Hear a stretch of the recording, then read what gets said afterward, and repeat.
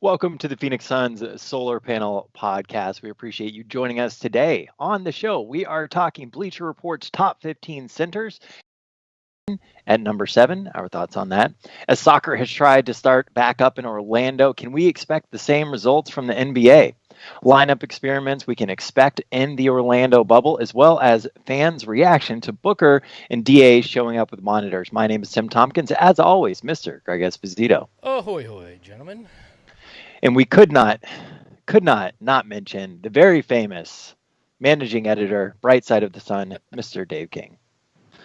Hey there, how's it going, everybody? Hold on, he gets a very famous now? What is going Infamous, on maybe, or I don't know where I'm famous. I'm famous in my own house, that's for sure. I was gonna make a comment, but it was gonna be a low blow, and I don't want to do that in these. Or at least times infamous. Today.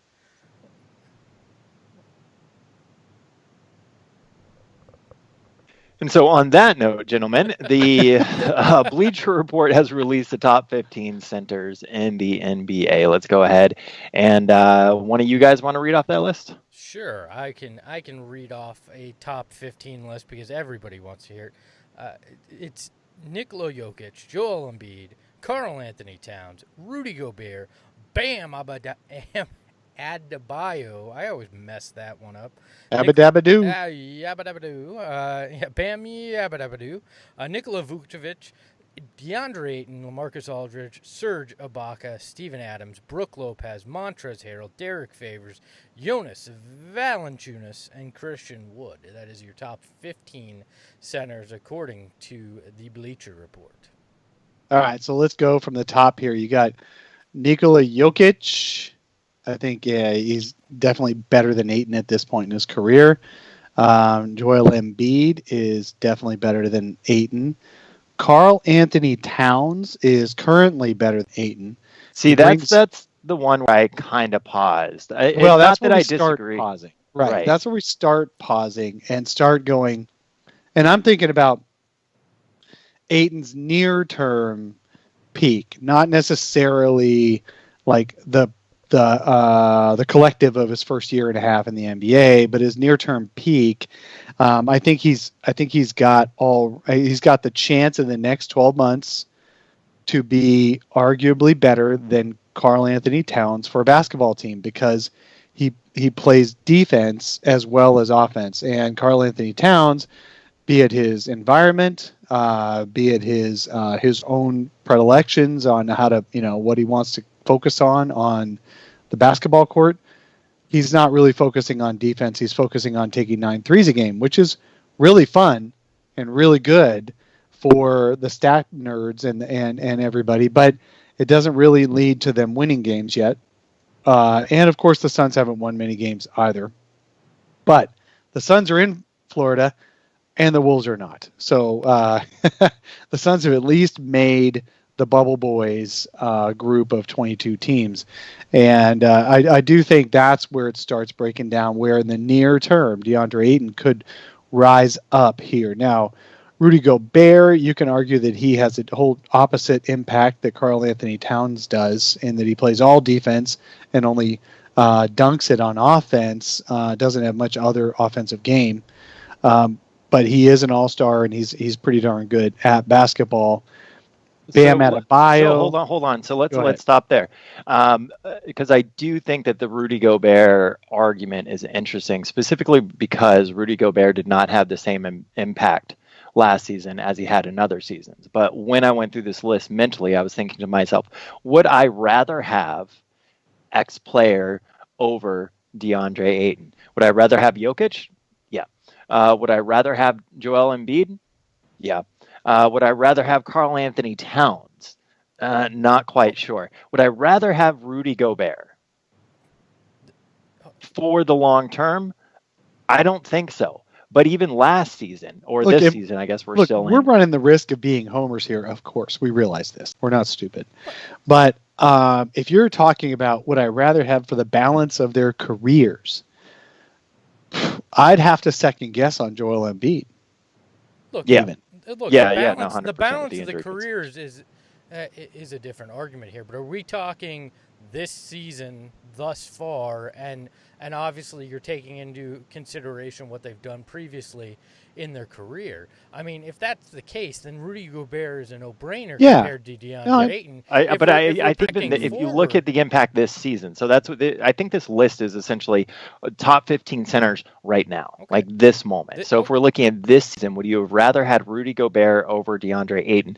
Of course, if you take out the 25 games, that makes a difference. But if you only consider the games in which they played and the impact they had in those games, I'm not sure that I would rather have Rudy Gobert than DeAndre Ayton. Look, Rudy Gobert took down the entire league. All right, DeAndre Ayton only took down himself. So I think that impact in and of itself is enough there, right? I mean, no, but when you look at it, I think if you're looking, Rudy Gobert gets a bump on this list because what he's done previously. And DeAndre Ayton takes a step back simply because he missed those 25 games because of his positive test. So those two things taking into account, I understand why they put Rudy Gobert where they did on this list, all right? I understand that, but when we move, and I understand Karl Anthony Towns in where they put them so far, because reputation's always gonna have an impact on these kind of things, and those guys are living a little bit off of it. It's where we get into that next range of guys that I go, I think DeAndre Ayton now and definitely moving forward is probably better than Vucevic and probably Bam as well. Bam has overplayed what a lot of people thought was his potential ceiling. I think we haven't even seen DeAndre Ayton scratch the surface of where he can get to. So let's talk about Bam. Funny, we got Jose in the chat. I like that. I'd rather have Aaron Baines over Gobert. Okay, well, Aaron Baines didn't take down the whole league. That's true. Now we know who's running the Aaron Baines fan club Twitter. There we go. It must be Jose. So.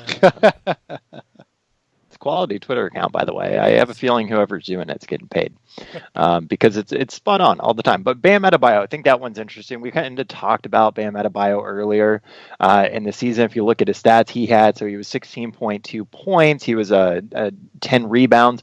Really what makes Bam Adebayo stand out is the 5.1 assists per game. Obviously, he is a energy type center, but he had a really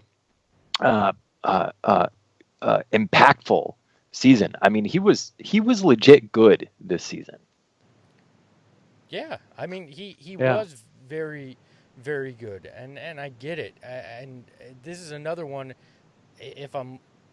I can't argue a lot about the guys in front of Ayton because Ayton shot himself in the foot with missing those 25 games. We're having a totally different conversation. He shot himself somewhere else. Well, probably in the ass with whatever he was taking. But if he actually had played those 25 games, I think we're having a much different conversation. We're probably talking top 5, maybe top 3 on this list if he had played the way he did when he came back.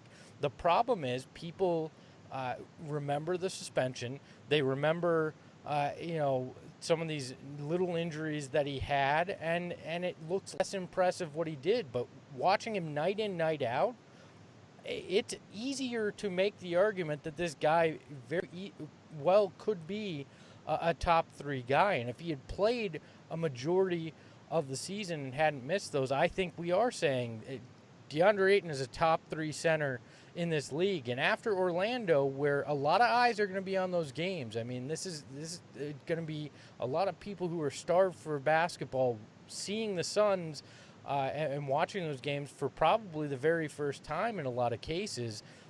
I think DeAndre Ayton could come out of this looking a lot better to a lot of people who hadn't necessarily really watched him, had maybe watched the highlights, had heard that he had put up some double-doubles, but when you see on the court, it's totally different and changes your opinion in a lot of ways. Well, let's just think about these teams and which center they would rather have. Of course, every team has Homer fans, but I would so we get past Gobert. So I would assume Denver wants to keep Jokic. You've got Philly wanting to keep Embiid. Minnesota's still going to be all tied to Cat. You got Rudy Gobert. The Jazz aren't going to give him up for Ayton right now. You've got Bam Adebayo. Miami's very happy with him. I actually really like him, of course, as a player. But then you've got Nikola Vucevic, who is ranked ahead of Ayton on this centers list. And yeah, I would think even the Magic would rather have Ayton than Nikola Vucevic. I think Nikola Vucevic would rather be DeAndre Ayton than himself. I'd go that far. I think we're underestimating how good Vooch has been, because he's been in Orlando. He's been one of those teams. And by the way, Espo, your mic is a bit quiet. I think it's better. I think it's better now. I saw it and fixed something. So. Awesome. So this last season and the season before, really the stats didn't change all that much. Vucevic, he averaged right around 21 points, 12 boards, 3.7 assists, a block, a steal, turnover and a half, and he shot 36% from three last season and 33% from three this season. He has been incredibly, incredibly good. Blaze Megatron brings up a good point, too. Vooch can shoot the three, and that's obviously an area where DeAndre Ayton has lacked, and we've talked about that and probably talked it to death over the course of the last few years when it comes to DeAndre Ayton. Come on. Nobody has ever said DeAndre Ayton should shoot a three. What are you talking? It'd be very interesting if he comes back and actually attempts some of these in Orlando, because if you're ever gonna try to break out something new and experiment with different ways to do things, this Orlando bubble is probably the best time to do it, because everybody's going to be forgiving, because we're all just going to be happy to watch basketball, at least for the first 30 minutes. Then we're going to be hypercritical per usual. Yeah, of course. But then we're just going to find something else to be critical about. But I still contend that the Orlando front office would do a 1-for-1 trade of Ayton for Vucevic. All right, so that's the point in which we are like, which one would you rather have? Okay, and it becomes debatable whether or not that front office would rather have it. So, if you look at that in terms of the measurements we put in, that list seems pretty accurate. I do think it's interesting behind that list where they have Aldridge, then Ibaka, then Steven Adams, then Brook Lopez, then Montrezl Harrell. I think they're rating Steven Adams way too low on that list. I would rather have Steven Adams than Aldridge. I'd rather have him than Ibaka. Honestly, I'd rather have him than Ayton at this point. Possibly better than Bam. Steven Adams is solid, and just watching the impact he has defensively, I mean, it's right up there with Rudy Gobert. Yeah, but that's the whole Oklahoma City Thunder this year, and they're getting no respect, even though they're playing well beyond what anybody expected. And I think Steven Adams is just a case of that. I really do. We're looking at these lists and acting as if they were some scientific effort to put them together, and it's some dude like us sitting there working from home going, I need to write about something, otherwise the paycheck's not coming in.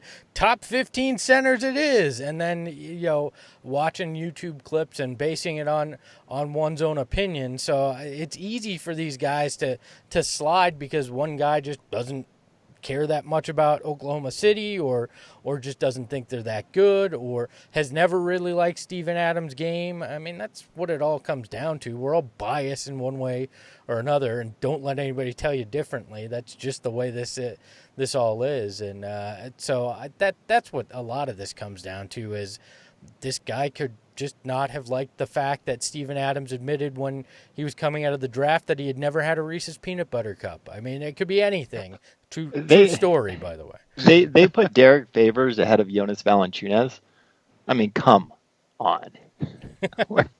so this Jonas guy Valanciunas has dropped down the love it or list it kind of, he's more on the listed side, I think. I mean, it is, yeah, but over Derek Favors, I mean, give me a break. Rudy Gobert very high, Derek Favors overrated. I think the writer's a Utah Jazz fan.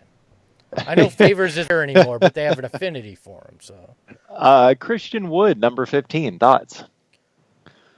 Well, it's too bad he's not a forward. I mean, I don't want him over Ayton, and if all he can do is play center, then you can't put him next to Ayton. But I would love for him to be one of those expenses the Suns have in the offseason to pick up and put next to Ayton. So I tell you, the Suns need a power forward more than they need to look at these centers to see who we'd rather have. I think we just want to keep Ayton. I love that Dave just like, I'm abandoning Christian Wood because this one dude put him as a center. One dude, no.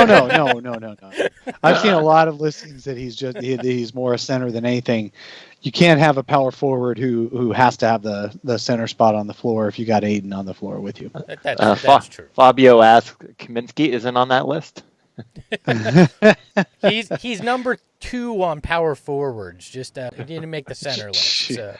We're going to get off the top 15 list. I do want to just briefly mention the fact that they also did this for shooting guards. They had Booker at number 5.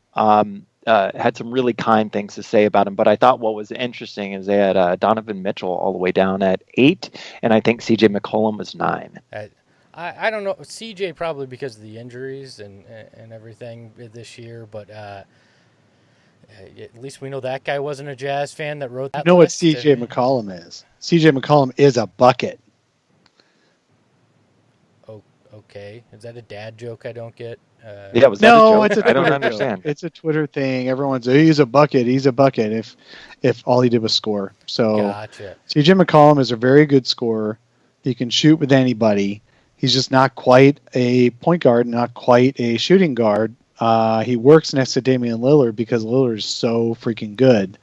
But yeah, no. CJ McCollum, would you rather have him over Devin Booker? No. No, definitely not. I mean, part of the problem with their shooting guard list too is there were guys that aren't really shooting guards. Right, Paul George. Yeah, Paul George. I think. I mean, James Harden. Depending on.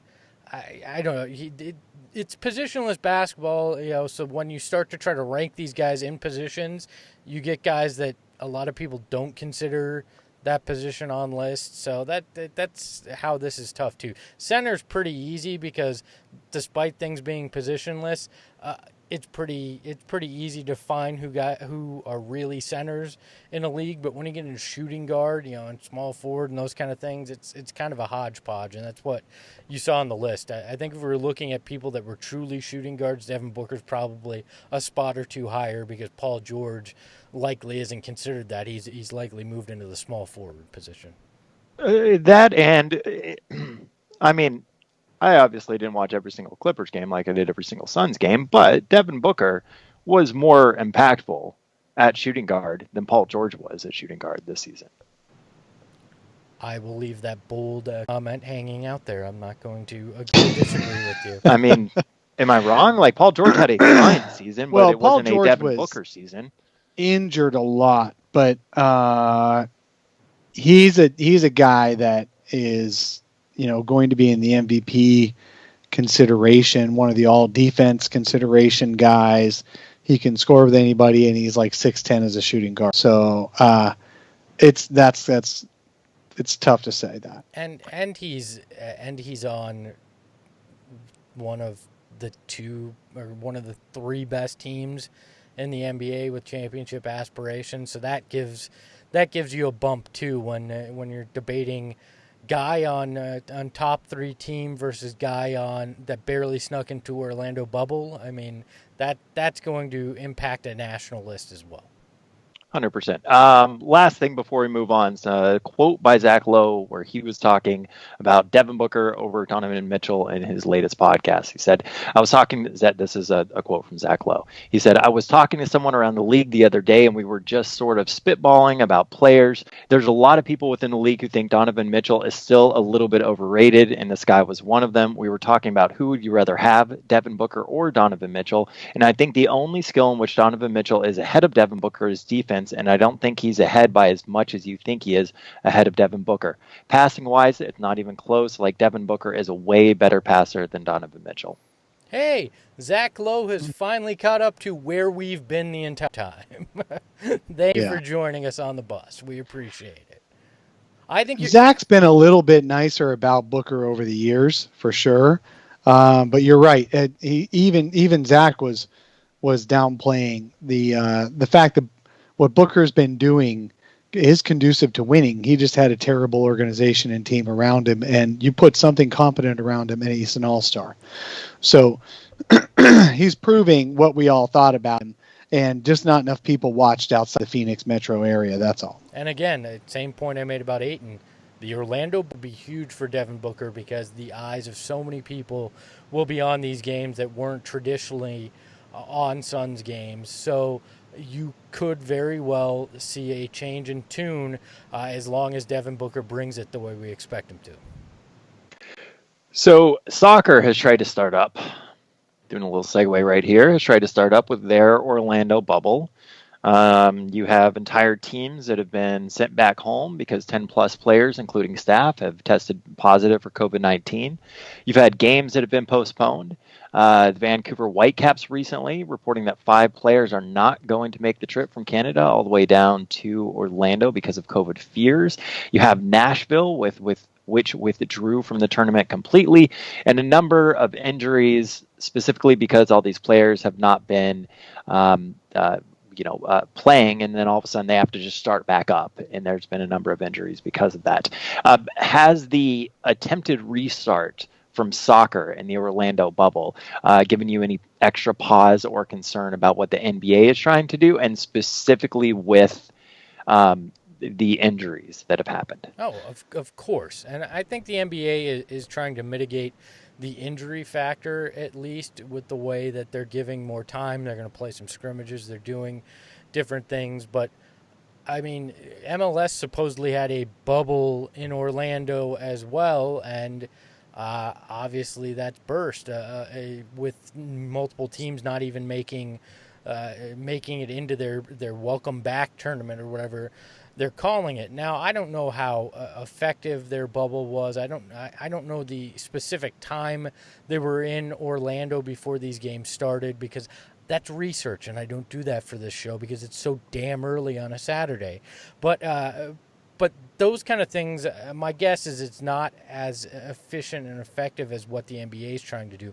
But I certainly think we're going to run into a situation, and we're kind of seeing it with the Nets already, where a team is going to be decimated by positive tests and potentially injuries as well, as you go from 0 to 100 with these players. And it's the bigger question is, at what point do you wind up having to look at it and go, we cannot effectively crown a champion because so many teams and so many players are out at one specific time? I think it's going to have to be catastrophic for us to get to that point. I don't see the NBA pulling the plug unless it's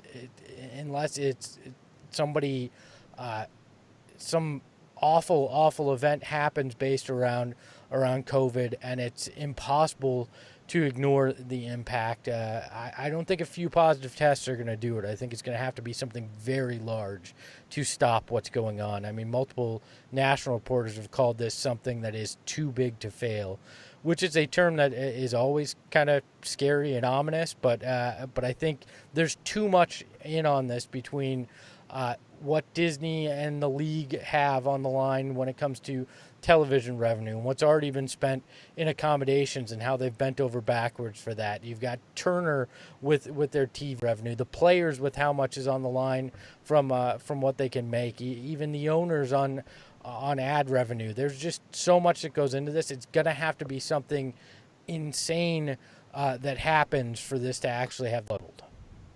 Yeah, so I haven't followed the quarantine rules and all that for soccer, but I did check out what they're doing for the TBT, which is the basketball tournament that's played all summer or each summer, and the games are shown on ESPN. It's a 16-team tournament, and they play for $1 million purse. Like TBT is great, by the way. Like, it is it's fun to watch. Tournament. You have a lot of like really fun players that used to play in college or used to play pro, went overseas. A lot of G League guys. Like, that is a great underrated tournament. Yeah. So what they did this year, I was reading a little bit about it, and I heard somebody being interviewed as well. And former Suns assistant coach Cody Toppert, who also was the head coach of the Naz Suns for a little bit, he was a head coach of one of these teams as well. But I digress. So the TBT, what they did is they actually got everybody into one hotel. They had 16 teams plus 4 backup teams for any teams that would get knocked out or have to quit because of the of the corona. And they had all those teams show up. They quarantined them all in a hotel for 10 days. You had to get there 10 days early. You had to sit in your room. You couldn't leave until like a couple of days before games started. And then you had to be tested every day for, your temperature and stuff. But I don't think they were doing COVID tests every single day. And it was 10 days. And then they'd start playing. And what happened is if they got 2 or 3 positives, teams would just drop out. Because it's no money or you make $1 million and only one team can make the million. So if you're going to lose 2 or 3 guys and the tournament only lasts 10 days, the whole tournament only lasts 10 days. So if you've got a couple guys out, they're not going to be healthy before the end of the tournament. So teams would drop. And before opening day last Saturday, they'd already had 3 or 4 teams drop out, including most of their backup teams. And then in the last few days, they've had some more, including Cody Toppert's team had to drop out because they had a couple guys get sick. And again, that's because the tournament's only 10 days. So you've got a shorter quarantine than the NBA, fewer measures and warm-up time for people to get healthy before games actually start if they come in with the coronavirus or have to be quarantined as they get it it shows symptoms in the first few days of having shown up. But once you're in the bubble for a week or 2, I would think that as long as they don't pollute the bubble with too much, they're being very careful with the Disney employees, even though those folks can go home every night. They're being careful with them. I think the NBA is going to have less of an issue once either players are in or out by now. Like the Nets are just decimated as a team, but the team is still going to play. But once you're in, I don't think it's going to be, knock on wood, I don't think it's going to be too bad. So I am looking forward to it. I think it'll go off. There will be some players who get it once they start allowing families and friends in and stuff like that. But I think it's going to go off, and they're going to get their $1 billion back. They have a pretty strict policy on quarantining for when family and other people can come into the bubble too. So I'm 60%, 70% confident we're not going to see something major break out with NBA even the showing up of the players, they had to test negative on consecutive days prior to travel day going to Orlando, and then test negative on consecutive days after landing in Orlando. So that's 4 straight negatives over 4 days, 5 days, whatever it is, not including travel day, before they can go and like hang out with other people. Yeah. And they are now they're playing 5-on-5. Monty had originally thought they weren't going to play any real pickup until July 13, but they are practicing. They're able to do walkthroughs and play setups and stuff like that. So the players are allowed to be around each other maskless during the practices, but the coaches have to keep their masks on the whole time, and all the supporting staff and all. Well, and then we've seen they're being careful where if they're intermingling, like I saw a couple guys from different teams playing cornhole on a video, and they were wearing masks outside. Yeah. When you're not on the court, you're supposed to be in a mask the whole time. And Monty was like taking us through everything they're wearing, because we'd all heard about this, but Monty's got the bracelet on. That gets him in and out of everything, like everybody gets the wristbands when they go to resorts. He's got that, but it's like a cool smart bracelet. You've got the ring that's supposed to measure your temperature and your symptoms and stuff like that real time. You've got something around your lanyard that is supposed to beep if you get within 6 feet of somebody else when you're wearing your lanyard, your thing. So the players are all supposed to wear plus the masks, and the players are all supposed to wear these things the whole time when they're not actually on the court playing. So there was video of them playing cornhole. I saw a video of some guys playing ping pong, and they're all with their masks on. Yeah, wasn't Giannis Antetokounmpo that showed up in basically a hazmat suit? That was suit? Embiid. Embiid. That was Embiid. Yeah, dude, he is ready to win. I saw that everyone's making fun of him, and I thought, nah, that dude just wants to win a championship. There was a problem with that though, because apparently he did not buy it appropriately sized, because you could see his full ankle. Yeah. Like it was too small. So it wasn't exactly the the safest of safety gear is what I'm trying to get at. You would have thought that he would have found a big and tall shop for his PPE, but the thing that it strikes me as the oddest thing about the bubble right now is you've got the Wizards, who were decimated more by choice than by injury or COVID, and then the Nets, who were a combination of injury, COVID, and choice that are going to have a bizarre roster. I mean, Jamal Crawford, former Sun, signed there. Michael Beasley supposedly is in talks to sign with them. I mean, they're signing a cavalcade of former Suns to just try to finish and complete their roster. I almost feel like the NBA should put together a group of guys from all the teams who didn't make it and put together one team based of those guys and replace the Wizards or Nets with them, because it's going to be and the Suns benefit from this because they play the Wizards, so I'm not in game one, so I'm not going to complain, but those are two teams that are basically going to get their asses handed to them in this whole tournament, or in this whole bubble play, which lessens it, cheapens it a little bit to me, because we're going to just see two teams that have no business being there. I mean, Bradley Beal decided to bail on his team. But Greg, this isn't any different than any March in the NBA. Well, usually a team like Washington, who had a shot at still being in the playoffs, guys wouldn't back out. I think the Nets but you are get injuries and you get players resting if they're not going to be in the playoffs. And no, I get it. I just think there are always times where teams kind of are short. The Suns played a lot of midseason games down six players this year. Yeah, I mean that's fair. You're right. It is more of a realistic way that this would happen. But I was hoping for all of these 22 teams, outside of any major injury, coming total in. Perfect health, pristine, glowing not every perfect, day. Not perfect health, but just coming in, and it's floating particularly in the with Wizards. Their halos. Yes, no, but particularly in the Wizards' case, not having two guys that were the main two guys on your roster going, I'm good, thanks, bye. Wait, is Bradley Beal not playing? No, Beal backed out this week. Oh, I didn't know that. Yeah. Bertans. Then what's the point of even having him there? He's got a shoulder issue that he had since it November. Was hurting him all year, and he was playing through it. And at this point, he's just like, kind of like Kelly with his knee. He's like, but that's really not worth potentially making it even more injured. Yeah, that's BS. Bradley Beal already got his money, and they have a legit chance at making the playoffs, more so than the Suns or anybody. Most of the Wizards don't have a legit chance at making the playoffs. They had 2 games they had to make up to force the play-in game, right? The Nets are basically running out an alumni squad of guys who are never has-beens or never were's. And they would have forced a play-in game. To be fair, Beal backed out and Davis Bertans backed out before the Nets went down like a folding tent. Still, I think I don't know. I have a problem with that'd be funny Wizards, if Beal suddenly gets healthy.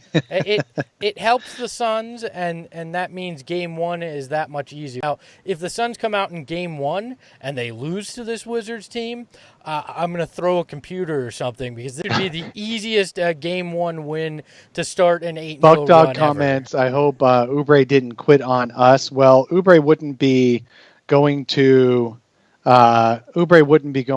the Orlando bubble himself with the Suns if he quit on the Suns, and to support the team and all that as one of the 35 traveling party. And then he wouldn't be up in the air if he'll play too. Yeah, like he said he's not going to, but it kind of maybe this Kelly week, will play. James Jones said in a Zoom interview with us that Kelly's going to work out like everybody else. He's going to rehab on the side like everybody else, like any time of the year when you're rehabbing from an injury. And when he's cleared to play, he's cleared to play. They're going to be there 6 weeks. Well, and it's quite possible he'll be ready if the Suns are still playing meaningful games. Now, if it's the last couple of games and they're not meaningful because the Suns lost 6 straight starting out, then maybe he doesn't play just because that's the way you do when you end the seasons. But in fact, though, you could flip it.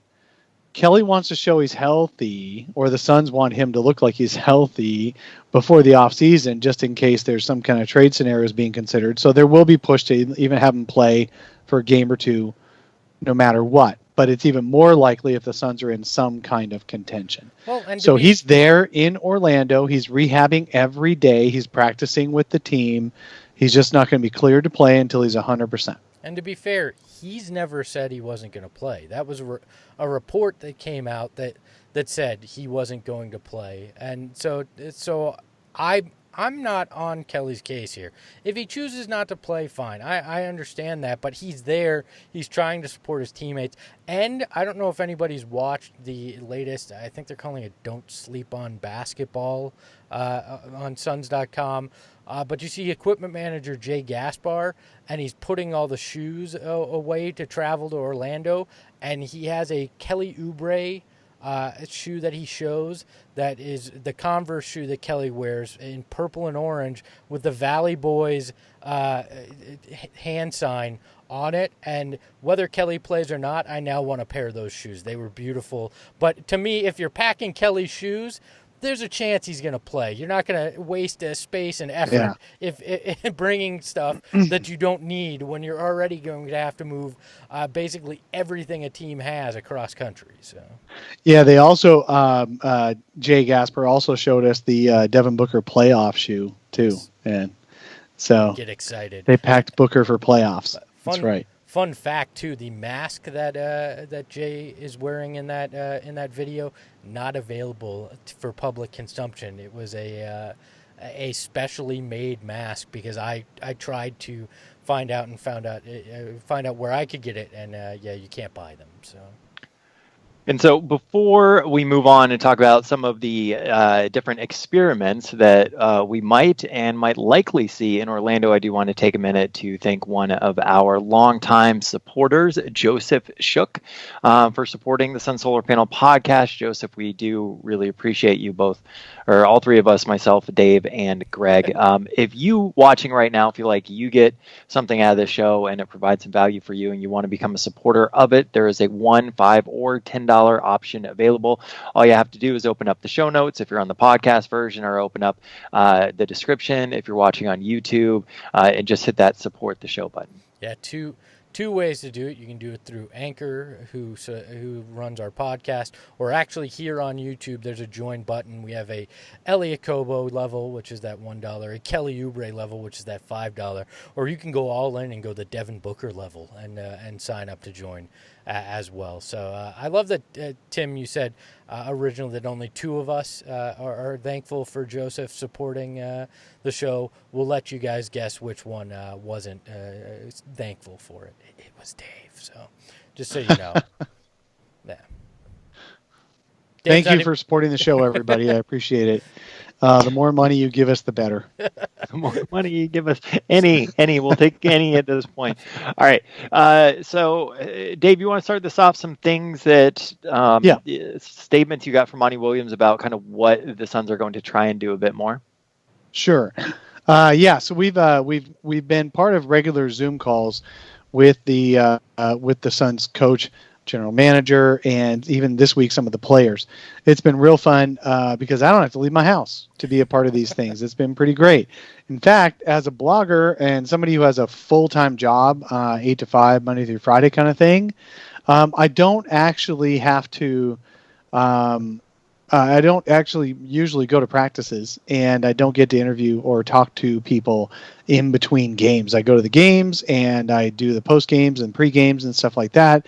But on practice days, I don't really usually get to play a part of that. So it's been really fun because they have the Suns record these Zoom calls, and if either I'm there or at the time, and asking questions, which I have been able to do on most of them. Even the days I'm not going to be available, they'll send us the recording, so it's really fun. But anyway, so we've talked to these guys lately, and we're going to get that all the way through Orlando. We've already had 2 post-practice interviews, and we've talked to Cam Payne, we've talked to Dario Saric, and Monty Williams twice, and then James Jones earlier this week. So what James Jones said is that they're going to focus a little bit more on getting rebounds than getting back on defense. The Suns were actually third this year in transition defense efficiency, meaning the points per play that they gave up in transition defensively was third in the league, third best in the league, which is pretty good. But they were also one of the worst rebounding teams in the league. Once you get past Deandre Ayton, there wasn't anybody else trying to get rebounds unless Kelly was slashing in there or somebody was slashing in there. But the rest of the guys were getting back on D and guarding in transition. So the Suns were really focusing on that kind of defense, but they're now in Orlando. They're going to experiment with maybe get themselves more offensive possessions by getting some offensive rebounds. So they're going to try that a little bit and see. They were 21st in offensive rebounding this year. So they're in third in transition defense. So you can see how they were focusing on getting back.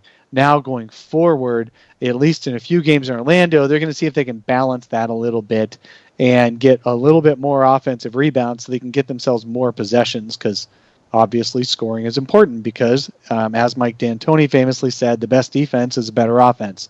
So the Suns are going to try that. So hold on. Does that mean 3 players to the boards and 2 players back, or sending? We all don't know what players? It means yet. Yeah, all 5. Just probably all 5. Yeah, they're just going to give up the other end. So if you don't get the rebound, fuck it. Yeah, which is also a Mike D'Antoni strategy. So also that was yes. Also D'Antoni's strategy is don't foul them when they're going in for that layup, because then you got to get back down on offense as quick as possible. So there were a few D'Antoni strategies that have been out there that he still tries with Houston and his other teams as well. But no, the Suns, I don't know if that means they're going to send 3, Tim. I just maybe that means they send that second guy more often than slashing from the wing. I don't know. But and even I asked Dario about that yesterday, and Dario's like, yeah, well, we the coaches have talked about that, and we're going to see what we can do. But we also really like our transition defense and getting back and getting set to defend the other end. And so they're not going to throw the baby out with the bathwater here, but they're certainly going to try a little bit, see if they can balance it out. They would rather score the points a little bit more often. That's all. And then another thing is I asked Monty about it because he had mentioned early in the quarantine that they got time to review a lot of their film this year. And he mentioned early in the quarantine that he wants to actually get Devin Booker at point guard more often than he had in the 3 months of the season that they had played, the 4 months of the season. It was Devin Booker was rarely the only guard ball handler on the court. They always had somebody else next to him this year to take the pressure off Booker for bringing the ball down and to keep him healthy. He'd end up with one of the highest minutes totals in the league this year, but some of that is because he didn't get hurt, and some of that is because he didn't play point book too much. So we're going to see. So Monty said, "Gosh, but we're so effective when point book is going, as long as he can stay healthy." So again, he's saying in moderation. I asked him about it yesterday. He said, we're going to do this in moderation. I'm not going to just suddenly say he's our backup point guard. There's a reason they signed Cam Payne, and now they have 5 backup point guards. But he is going to a little bit more often put the ball in Book's hands than he has in the first 4 months. Look, so we'll see what that means. That just means he finally watched enough tape that he went, yeah, everybody was right about Elliot Kobo. I probably should play him less minutes. Like when you have 5... Let's hope he decided everyone was right about Elliot Kobo. We can only pray. When you have 5 backup point guards, you have no backup point guards. Let's make that very clear. You could Frankenstein together the good parts of each of those guys, and I'm still not convinced you'd have a true backup NBA point guard with that. They took a Hail Mary flyer on campaign, maybe, which is so weird. It's campaign season. Anyways, really bad joke. But it'll be interesting to see if he has any kind of impact on the court in Orlando. I think this is kind of a test drive for seeing if he's a guy that is even worth keeping around in the future. I know they agreed to the rest of this year and into next. My guess is not a lot of that's guaranteed, so you easily can get out of it. But point book out of necessity might be something we see, just because if you have to go 7-1 or 8-0, you're going to have to do whatever it takes. You can't have wasted minutes in this restart for the Suns, because every minute is going to have an impact on whether you actually have a shot at the playoffs. I think the second they're eliminated, you're not seeing Point Book anymore, because you're going to want to keep the mileage off of him as much as possible. But up until that point, I think we will see it, because you have to try to pull any lever you can to win games in this. Well, don't forget that when Booker's on the floor, the Suns' offense is this season was in the top 2 percentile. Yep. When he's off the floor, it's in the bottom 33%. So I'm sure that has something to do with it. Yeah, exactly. Just a little It's just a matter of keeping him healthy, though. Yeah. So he doesn't get beat up too much as the ball handler. So some other things that we might see, and I thought this one was pretty fun. Deandre Ayton as the trailing 3 big, which is pretty exciting. It's something that you see a lot from Brook Lopez, for example, with the Milwaukee Bucks. So well, you also saw it from Aaron Baines and Frank Kaminsky this year, even in the Suns offense. Which makes a lot of sense, because essentially what happens when the defensive team gets the board, they take the ball up the court, right, and the big starts running back, which means the player that's left to run back up the court for the offensive team tends to be the big. So it's a wide open top of the key 3 right there, and so there's a good chance we're going to see Deandre Ayton shooting some of those threes. Quote that he had was, "Let me tell you about that 3 ball. I'm shooting that 3 ball like it's a mid-ranger." I thought that was kind of funny, because he doesn't really shoot the mid-range all that well, but still. No, he doesn't. But so he does it without hesitation. See, that's the thing. I think he's saying he's taking it with less hesitation, because he doesn't shoot it that well. That's for sure. Well, he's honest. That's what we can say of him. He's very, very honest about it. Yeah. DeAndre Ayton, though, let's talk about that for just a minute. I mean, the dude doesn't know how good he is. Even Kelly tweeted this week that after that big Mike Schmidt's interview with DeAndre in the film session with him last week that we talked about on the show last Sunday, 40 minutes with Deandre Ayton explaining all these guys' offensive move tendencies that he was defending very well, and then pointing out very honestly when he wasn't defending him well in his rookie season, and I didn't know what I was doing there. He's very honest. He's very open. He takes accountability for things, and he admits when he doesn't know what the hell's going on. And I think once he decides he can shoot threes, he'll be fine and he won't look back. But until he decides that, he's not shooting any, obviously. So one of these days he's going to just suddenly become a guy who'll take 2 or 3, 1 or 2, whatever threes a game, and then we'll see what happens. And that'll open up. Same thing with drawing free throws. All it takes is for him to figure out the moves that get the defenders on their heels and into a foul position. Once he figures that out, he'll be at the free throw line more. I mean, this dude is just scratching the surface, and there are things that he has decided he can't do, and he's not doing them. And until he decides he can, it won't happen. He just decided this year, I'm going to be a defender. And he suddenly became a really good defender. I actually appreciate that about Ayton. Some will criticize him for it, but I'd prefer a guy who's thoughtful in the way he approaches, especially the three-point shooting. I mean, he easily could have just come out and been like, "Oh, I'm just going to shoot him, from day one, and I don't care." But it seems like he's well aware of his own capabilities and what he needs to work on, and until he, like you said, is comfortable with pulling the trigger on that stuff, he doesn't actually do it. And I think that's actually good. I'd rather have a guy that until he feels like that's really a part of his arsenal, he's not gonna do it, than a guy that just goes, I'm gonna chuck it just because I can chuck it. And so it might be naive on my part. I may be a homer because of that, but for me, I like that about Deandre Ayton. There is value. Sorry, go ahead. There is value in taking a 3 when you're given the shot, though, because defenses, knowing whether or not you will or will not take that 3, adjust accordingly. And even if you're a 3-point shooter, that big's going to get a little bit closer to you. He's not going to sag 6 feet off if he knows that you might actually take the shot. Well, Yeah, absolutely. And then the banging, Andy Buckdog in the comments said, I don't want him to get hurt himself by banging too much, his ankles and knees and stuff. No, I'm talking about the Booker foul drawing. And I know it's a little different for a 7'2", 250 guy versus Devin Booker, who anytime he gets bumped, then the refs notice. But and Ayton won't get the calls as often as Booker. I get that, but that's the kind I'm talking about. Just shoulder in, a little bounce off, a little bit of yell out. Not yelling the and one like Amari used to always do, but at least yelling to contact, and then showing a little bit of a fumble with the ball before you put it up and in. I mean, there's an art to drawing fouls that you don't have to hurt yourself to draw those fouls. I mean, I'm not talking about he suddenly becomes Eric Bledsoe, who's on his back 5 times a game, or TJ Warren when he did go and get fouled. He was always on his back and banging his head. I'm not talking about that. I'm just talking about just looking disheveled on your way and then still getting the ball in because you still had your balance. Yep, I think it'll be another part, another evolution of his game that we certainly see. I'm looking forward to it. So another lineup or part of the lineup we might see is a Saric, Ayton, and Baines front court. I'm all about it.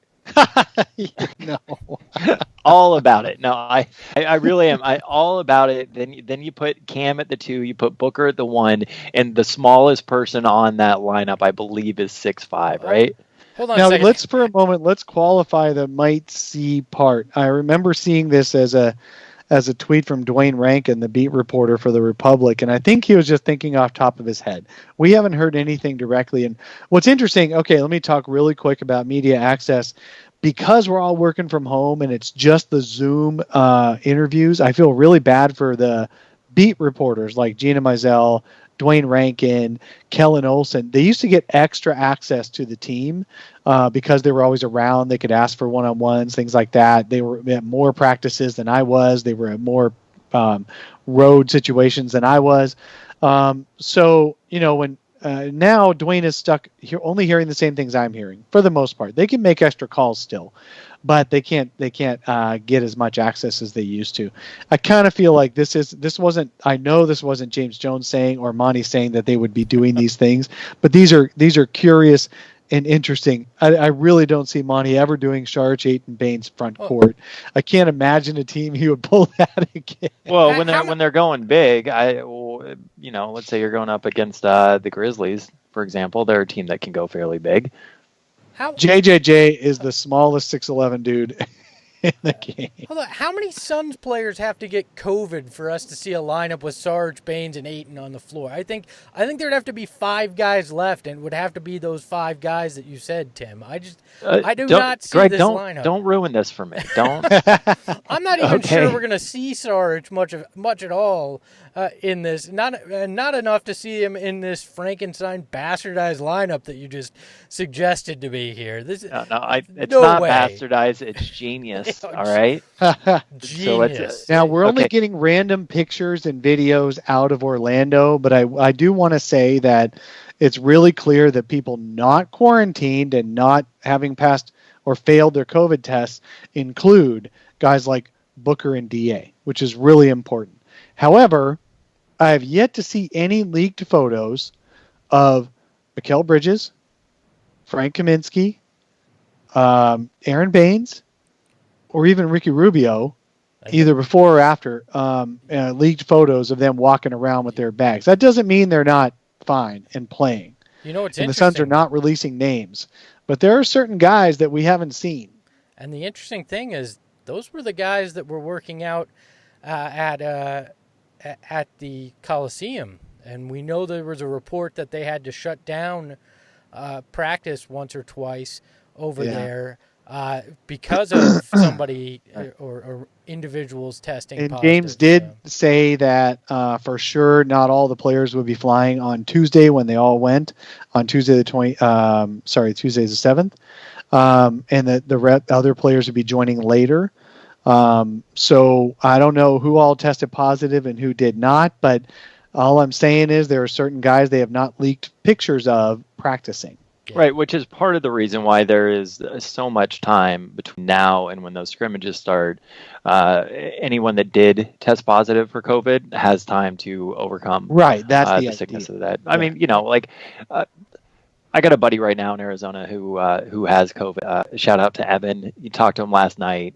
He's feeling a bit sick, but at the end of the day, it's probably going to be something that he gets over just fine. These other NBA players are pretty healthy as well. If they did test positive, likely they'll get over it just fine, and they will be there eventually. Yep. This one, and yes, this was a one from Dwayne as well, an idea. Devin Booker at the 3 and Cam Johnson at the 5. Cam Johnson at the 5 is absolutely terrifying to me. So, hold on. So we've got in this scenario Rubio, Bridges, Booker, Cam at the 5. One of the 5. I mean, it's total small ball.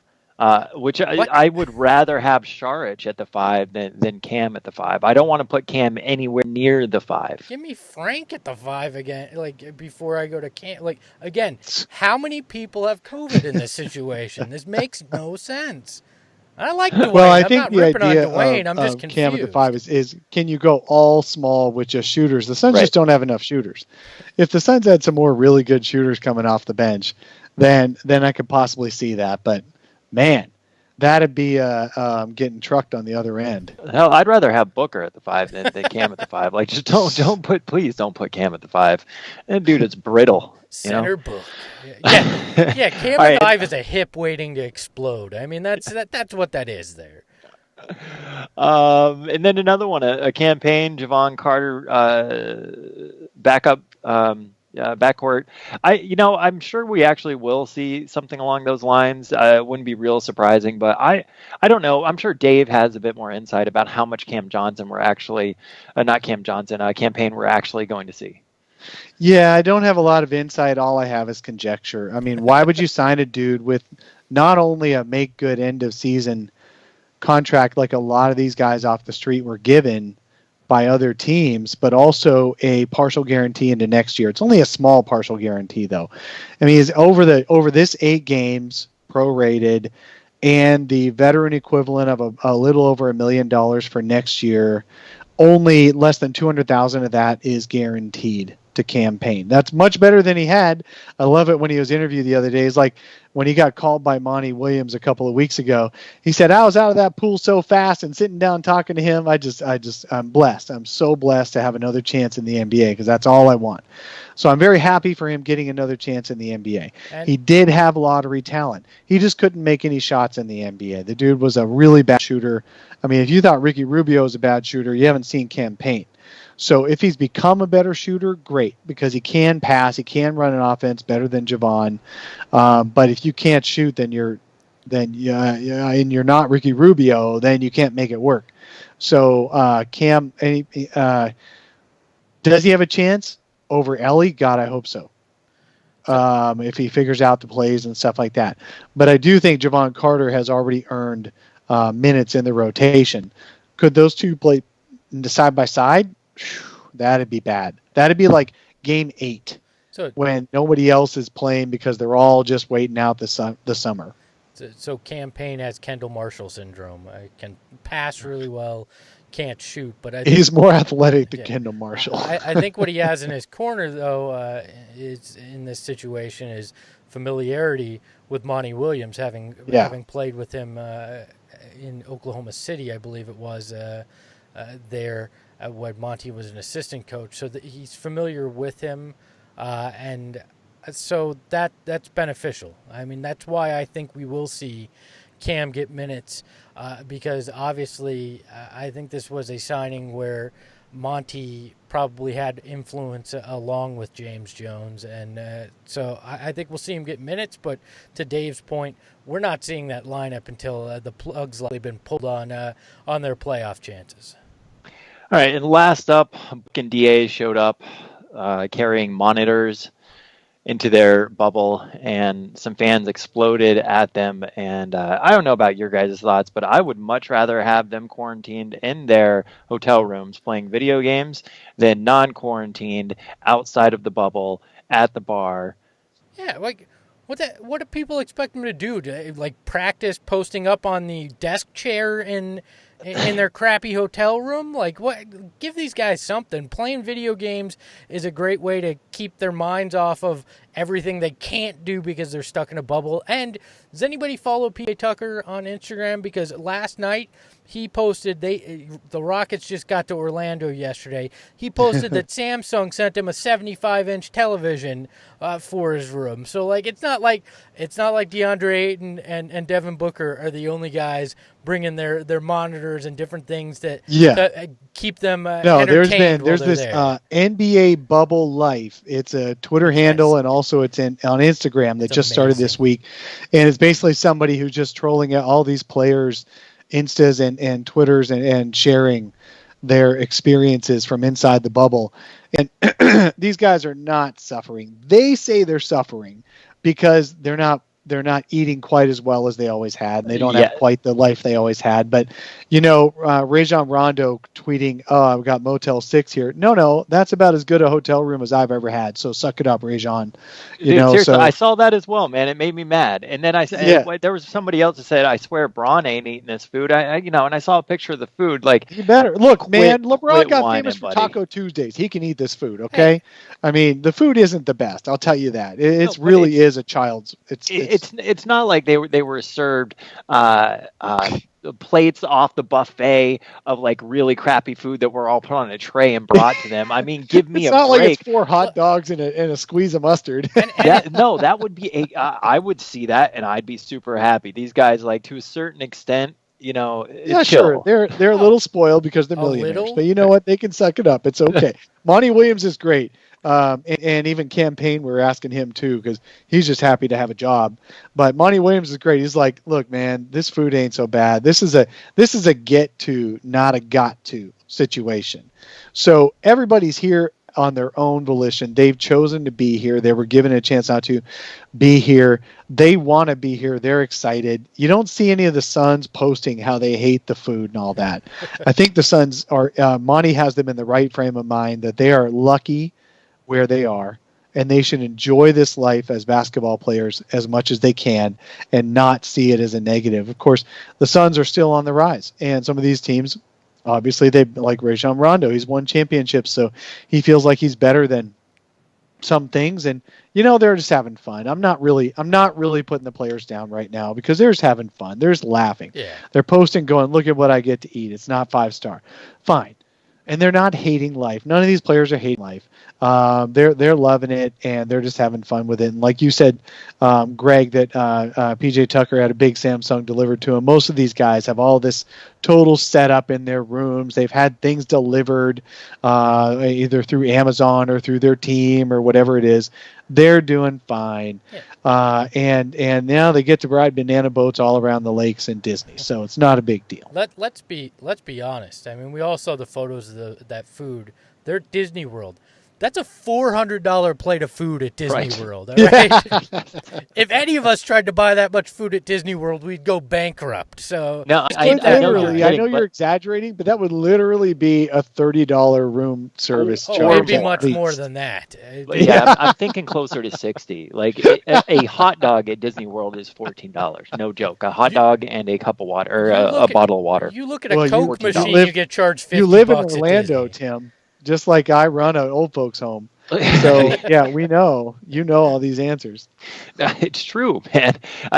There's nothing more outrageous than the price of food at fucking Disney World. Like, it's worse than... I've never seen anything like it. But thank you guys so much. We really enjoy all of you for waking up so early, joining us live here on YouTube. Thank you so much to Buck Dog for becoming, I think, our first member of the YouTube membership club officially. Greg? Woohoo! You run that thing, so you would know. I believe he is the first member, and I saw that you guys want flaming balls on there to sign up. So I'll find a way to get you some flaming balls. That was in the chat. I'm not making this up. That was in the chat. Go back and look. Is that some new STD that I don't know about? It's just come up during COVID. Flaming balls. It's self-given. Okay. Anyways, also I apologize to Vincent. We have run out of time to play another edition of Kendall, but maybe it'll make a comeback sometime soon.